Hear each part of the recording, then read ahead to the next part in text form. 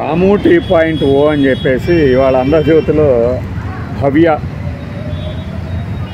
కాలంలో ఒక ఇంటర్వ్యూ అది చూసినప్పుడు రామ్ గోపాల్ వర్మ గారు ఏదో ఒకటి చేసి తన గురించి మాట్లాడుకోవాలనేలాగా చేస్తారు. అయితే ఈసారి ఏంటంటే కొద్దిగా వెరైటీ పంద, తాను మారిపోయినట్లు, తన జీవితంలో ఇన్నాళ్ళు ఒక లక్ష్యం లేకుండా గడిపినట్లు బిల్డప్ ఇచ్చారు. బిల్డప్ అని ఎందుకంటున్నానంటే ఇది కూడా ఆయన స్ట్రాటజీనే. ఎందుకంటే ఆయనేమి డిఫరెంట్గా ఏం బతకలా ఇన్ని రోజులు కూడా. మిగతా వాళ్ళకి డిఫరెంట్గా ఉన్నది ఉన్నట్టు మాట్లాడుతున్నాడు అని మీడియా ఎక్కువ ఫోకస్ చేస్తూ తమ వ్యూస్ పెంచుకుంది తప్పితే ఇప్పుడు మన అభిప్రాయాన్ని మనం నిక్కచ్చిగా చెప్తున్నాం. నువ్వు ఎలా ఉంటే నాకెందుకు అని కాస్తో కూస్తో ఒక ఏమంటారంటే సోబర్నెస్ లేదంటే పొలైట్నెస్ను కూడా కాస్త బ్రేక్ చేశారు. కానీ ఇంకా చెప్పాలంటే తన శృంగార జీవితం గురించి ఎక్కువగా మాట్లాడుతూ ఉండేవాడు. ఎదుటి వాళ్ళని చూసి ఏమనుకుంటున్నాడో వెంటనే చెప్పేవాడు. కాబట్టి ఆయన మాటలకి ఒక విధమైనటువంటి ఇజాన్ని ఏర్పాటు చేశారు. ఇప్పటికి కూడా రామోయిజమే, కాదనేది ఎవరు లేదు. ఆయన అభిప్రాయాలు ఒక్కొక్క అంశం మీద ఆయన వెళ్ళిబుచ్చిన అంశాలకి కొన్ని లక్షల మంది ఫాలోవర్లు ఉన్నారు. అట్లాంటిది ఈ రోజున నేను అదంతా ట్రాష్ లాగా అనుకుంటున్నాను అని ఆయన అనలేదు. కానీ అలాంటి ఫీలింగ్ వచ్చేటట్టు మాట్లాడారు.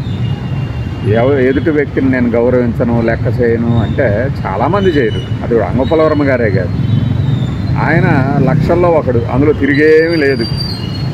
కాబట్టే మనం ఈ రోజుకి మాట్లాడుకుంటున్నాం. ఆయన నుంచి ఇదే మాట ఇంకొకళ్ళు అనుంటే ఏమనేవాడు, నా ఇష్టం, నా సినిమా, చూస్తే చూడు లేకపోతే లేదు. ఇప్పటికి కూడా అదే ధోరణి. కాకపోతే ఏం చెప్తున్నాడంటే సినిమాలు తీయడం చేతగాక చాలామంది చెత్త సినిమాలు తీస్తుంటే తీయడం వచ్చి మీరెందుకు ఇలాంటి సినిమాలు తీస్తున్నారు అంటున్నారట.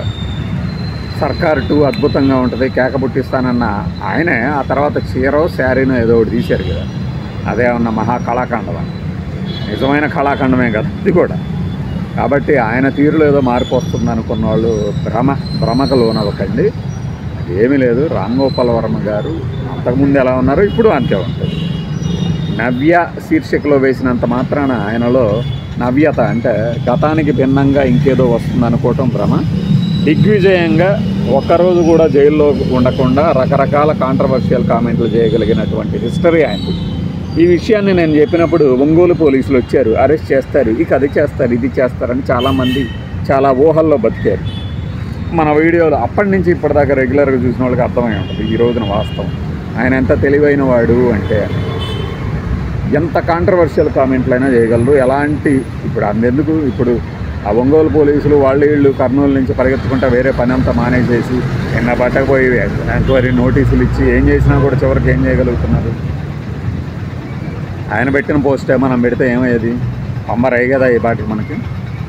ఎందుకంటే ప్రతివాడికి అరెస్ట్ చేయగానే ఏం చేయాలో తెలియదు కదా. అరెస్ట్ చేయగానే అసలు ముందు నోటీస్ అడగాలని, నోటీస్ ఇవ్వకపోతే నేను రాననాలని, రాను అంటే మెడబట్టుకొని లాక్కపోయినా ఏం చేయాలి, ఏ లాయర్కి కాల్ చేయాలి, ఎలా అప్రోచ్ అవ్వాలి, హెబియస్ కార్పస్ పిటిషన్ అంటే ఏంటి, ఇవన్నీ తెలిసి ఉండాలి కదా. పిచ్చి పిచ్చి కామెంట్లు, పిచ్చి పిచ్చి మార్కింగ్ ఫోటోలు పెట్టే వాళ్ళకి ఇవన్నీ ఎందుకు తెలుస్తాయి, తెలియదు.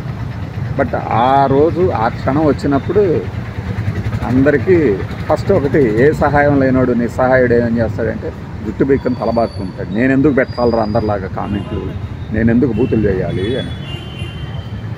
లీగల్ ఒపీనియను, లీగల్ ఎయిడ్ అంటే సహాయం దక్కేవాళ్ళు ఇదంతా మేము ముందే ఊహించాం, మేము ఇలా చేసాం, ఇందులో తప్పేంటి, ఈ సెక్షన్ ప్రకారం మమ్మల్ని పెడతారు, ఏ సెక్షన్ ప్రకారం పెడతారు అంటారు.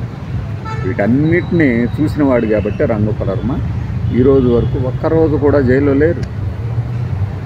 ఒక కేసులో అటెండ్ అవ్వాల కోర్టుకి నాకు తెలిసి. అలాంటి వర్మ సడన్గా నేను మారిపోయా, రాఘవేందర్ రావు, వివి వినాయక్ లాగాను, సీను వైట్ల లాగాను, అనిల్ రావిపూడి లాగాను అందరిని మెప్పించే సినిమాలు తీస్తా అంటే ఇందాక నేను చెప్పిన లిస్టులో వాళ్ళందరూ ఇప్పుడు ఫ్లాపులు వచ్చారు.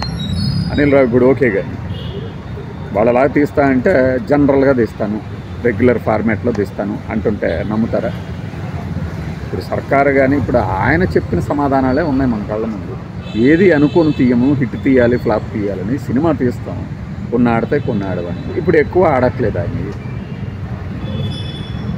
ఇది మనం అర్థం చేసుకోవాల్సింది ఆయన మాటల ద్వారా, మిగిలిన మాటల ద్వారా. వర్మ ఎప్పటికీ సేలబుల్ ఐటమ్ అనేది తెలుసు. అందుకే ఏ పేపర్లో అయితే అతన్ని విమర్శిస్తూ అతను ఒక నికృష్టుడని, దుర్మార్గుడని, యువతని చెడగొట్టాడని చెప్పుకునే పత్రిక ఈ రోజున ఇంటర్వ్యూ చేసుకొని సంతోషపడింది. అదే ఆయన గొప్పదనం. దీన్ని గుర్తించిన వాళ్ళు వర్మ టాలెంటెడ్ అంటారు తప్పితే నేను ఇక్కడేం మంచి చెడు గురించి కూడా చెప్పట్లా. ఆయనే చెప్పాడు అదే ఇంటర్వ్యూలో. మళ్ళీ మీరు చూడవచ్చు.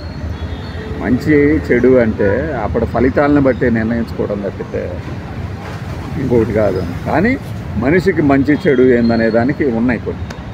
అవతలని మర్డర్ చేయటం మన మంచి కాదు. నాకు అనిపించింది కాబట్టి నేను చేశాను, నాకు అనిపించింది కాబట్టి నేను కాల్చాను, నాకు అనిపించింది కాబట్టి దొంగతనం చేశాను, నాకు ఎవడు ఇవ్వలేదు కాబట్టి వాడిని కొట్టి లాక్కున్నాను. ఇవి మంచి కాదు, ఇది మంచి కాదు. చెడు ఏంటి కూడా మీకు తెలుసు.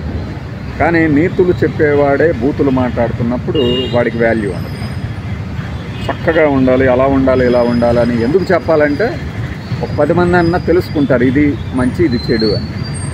కానీ మంచి చెప్పేవాడే చెడు చేసినప్పుడు అది చాలా బలంగా వెళ్ళిపోతుంది సమాజంలోకి. చూసారా వీళ్ళందరూ చెప్పడానికేరా, ఫాలో అవ్వర్రా అంటారు. చెడుని చాలా ఈజీగా ఫాలో అయిపోతారు కదా. చైన్ పట్టుకొని తిరగడం చాలా ఈజీ, బుక్స్ పట్టుకొని రోజు స్కూల్కి వెళ్ళడం చాలా కష్టం. అట్లా ఉండటం గుర్తింపు ఉండదు కాబట్టి వాళ్ళు ఈ చైన్ పట్టుకొని తిరుగుతున్నారు అనుకోండి. అరే వాడేంటారు ఇవాళ చైన్ పెట్టుకొని వచ్చాడు జేబులో, అరే శాంతిభూషణ్ వాడిని కొట్టాడంటగా చైన్తో. ఇవే 7th 8th క్లాసుల్లో అప్పుడు కుర్రాళ్ళందరూ ఇవే చేసేది. ఆ శివ రిలీజ్ అని ఇప్పుడు మళ్ళీ రిలీజ్ అంటున్నారు. రిలీజ్ చేయదగ్గ కంటెంట్ ఏమీ లేదు అందులో. ఇప్పుడు మనం అట్లాంటి సినిమాలని కనీసం 200 చూసుంటాం. ఆ తర్వాత అంటే ఒకప్పుడు తప్పు తర్వాత ఒప్పు అవుతుంది అంటే నిర్ణయాలు. ఒకప్పుడు అద్భుతం అనిపించింది తర్వాత సాధారణంగా ఉంటుంది అంటే over a period of time. వీటన్నిటినీ చూశాడు కాబట్టే వర్మ సెటిల్డ్గా ఉంటాడు ఇప్పుడు, భావాల్లో కానీ ఆచరణలో కానీ. అందుకే వర్మని ఇష్టపడతాం కానీ అట్ ద సేమ్ టైం ద్వేషిస్తూ ఉంటాం కొన్ని విషయాల్లో. ఏంటి ఇలా మాట్లాడతాడు అని. లేకపోతే ఒక పెద్ద ఆవిడ బూత్ సినిమాలు తీస్తావేంటయ్యా, ఇదేంటయ్యా, అదేంటయ్యా అంటుంటే నీతోనే ఫోన్ తీస్తానని చెప్పేసి చైర్లు అటు ఇటు ఊగుతూ చెప్తారు టీవీ 9లో. వాళ్ళకి ఆయన కూర్చోడే మా మహాభాగ్యం అన్నట్టుగా భావిస్తారు కాబట్టి స్టబార్న్గా స్టఫ్ ఉన్నోళ్ళు అయితే వెంటనే నువ్వు ఇలా మాట్లాడటం తప్పు వర్మ, ఇక్కడి నుంచి లేచి వెళ్ళిపో అన్నాడు. వాడెవడో అన్నాడని వాడిని గెటౌట్ అంటాం లేదు. మీకు గుర్తుండే ఉంటుంది ఎవరిని గెటౌట్ అన్నారు, ఎవరు అన్నారని. ఆ సుత్తే రకాల పేర్లు కూడా చెప్పాను నేను.